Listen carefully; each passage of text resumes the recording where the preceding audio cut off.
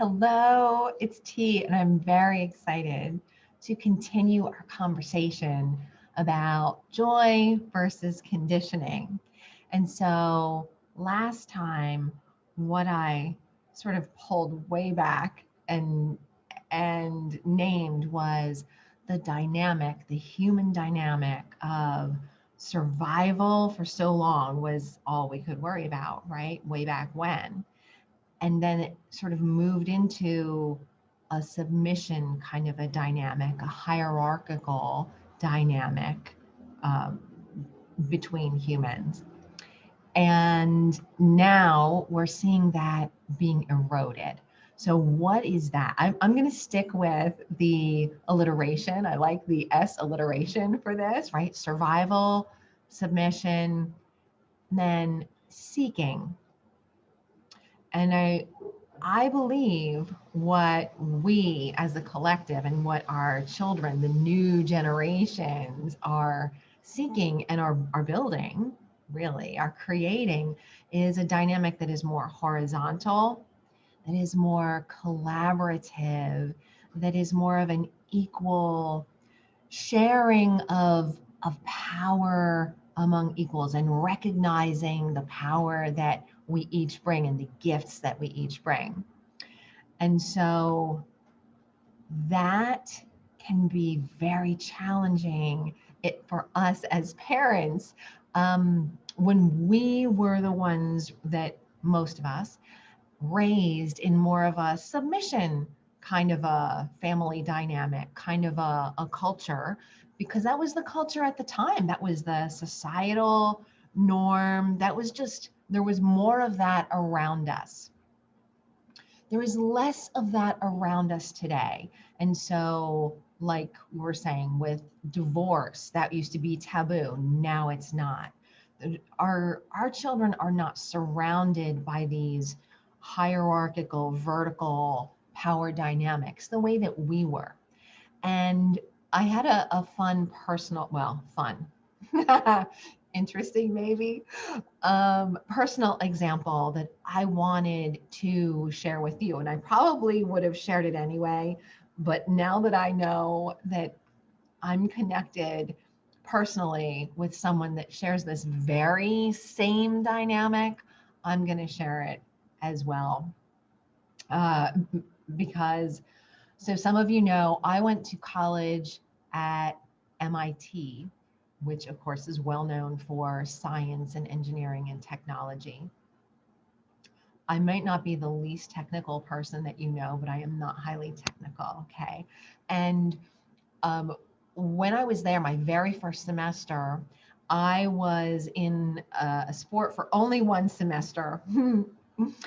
And it just took too much time. I couldn't do it beyond that. And I met a lot of women. I was on a women's team for one semester, and I had the opportunity and just gift to reconnect with one of those women whom I hadn't talked to in over 3 decades. Okay. So we were not close at MIT. We were not close in college, but we got back in touch and we started sharing a little bit of our stories with each other.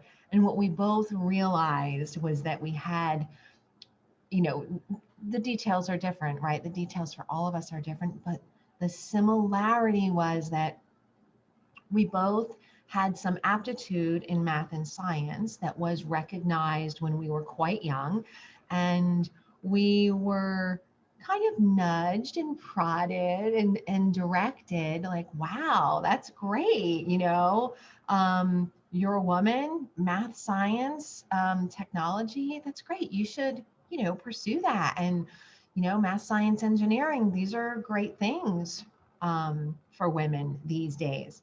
So we both really like saw that and bought into it and found ourselves at MIT, and we both graduated and we both went into our fields for a comparatively short period of time compared to the 3 decades. Okay, just whether it was 3 years or 10 years, we each got out of it, and we each are kind of looking back and going like, wow, I really was looking outside myself, believing that other people knew better than I knew what was good for me and what was right for me.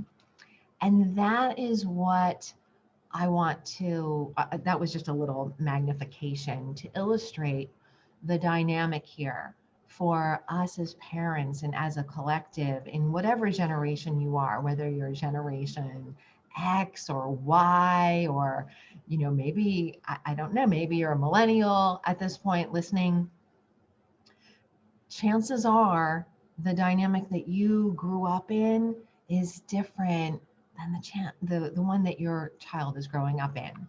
And so when we solidify and contract around these beliefs about there's global right or wrong, I need to do these things in order to be a good parent, sibling, son, daughter, employee, blah, blah, blah. And I really kind of hold these things as rigid and contract around them.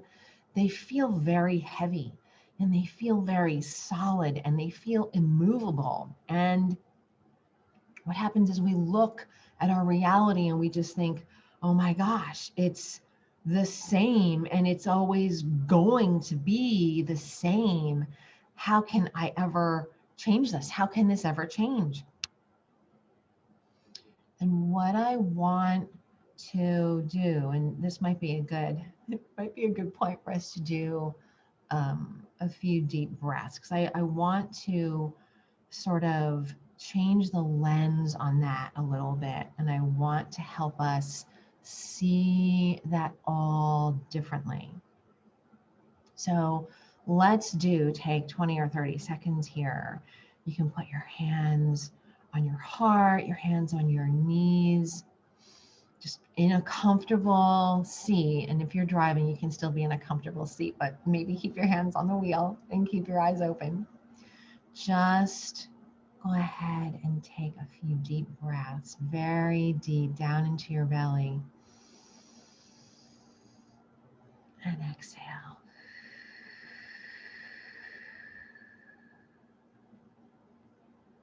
And again.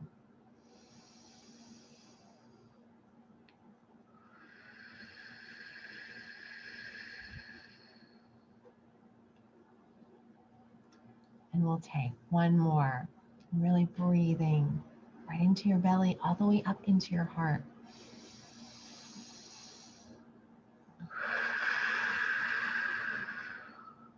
And then relaxing your neck, your shoulders, and softening just a little bit. Okay, now I want to share with you the reason why some of these things feel very solid and very heavy and very immovable is because, yes, they've existed for us for a long time. And we've believed them for a long time. And we've taken them to be certain, and we've taken them to be immovable. And so what we're doing is we are recreating those every day. It's not that they're immovable and they're permanent.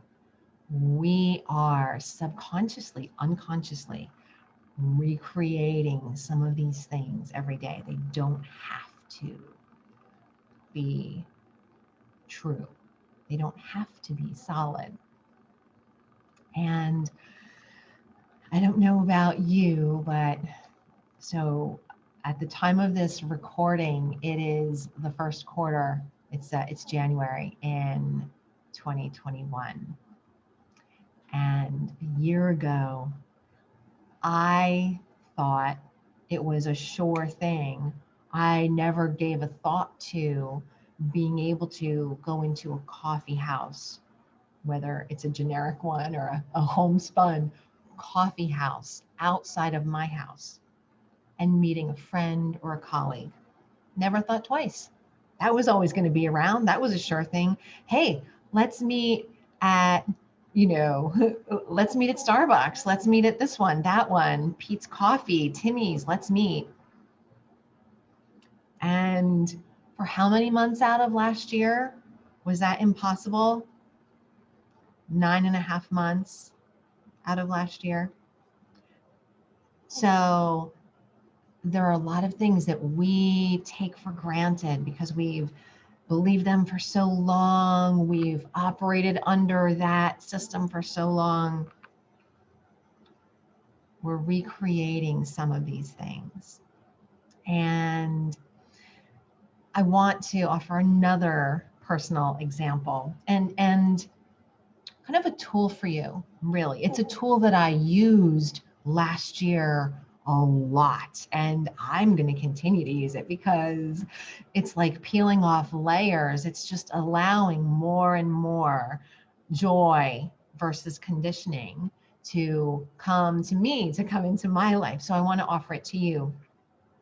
And that is a question that I began asking myself whenever I was finding myself facing something unwanted.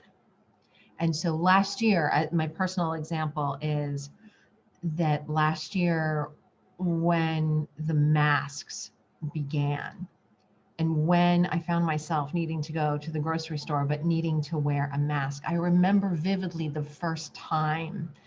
I don't remember when it was, if it was April or whatever. It was a long time ago now. It feels like a very long time ago. But the first time having that mask on and going to the grocery store,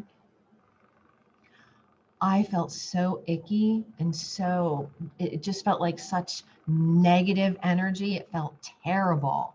And I needed to ask other people in my house if they would do the grocery shopping for a few weeks while I worked through this and while I figured out how to meet this, because I needed to meet this. I wasn't sure then how long it would be with masks, and I'm sure glad I met it because it's still going on, right?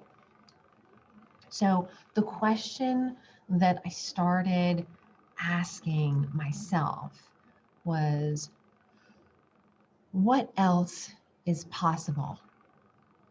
What else is possible? I was not in control of whether I could go into the store and do my grocery shopping without a mask on. That decision was being made.